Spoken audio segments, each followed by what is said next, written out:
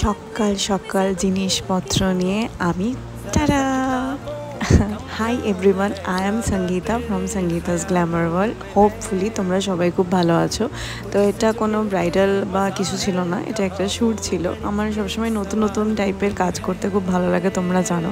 তো এটাও সেরকম একটা অন্যরকম কাজ ছিল। এটা একটা শাড়ি শ্যুট ছিল। আমি গ্রাস হপারের জন্য একটা শাড়ি শ্যুটের কাজ করেছি।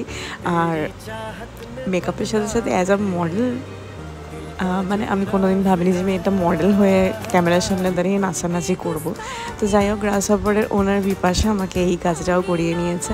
তো আমি ভাবতে পারিনি যে এত ভালো করে আমি করতে পারবো। তো প্রচণ্ড বৃষ্টি ছিল, সারাদিন বৃষ্টি হয়েছে। আমরা এই বৃষ্টির মধ্যে ভিজে ভিজেই শ্যুট করেছি। প্রথমে ভেবেছিলাম কী করে হবে, কিন্তু বৃষ্টি আমাদের শ্যুটটাকে কিন্তু আরও সুন্দর বানিয়ে দিয়েছে।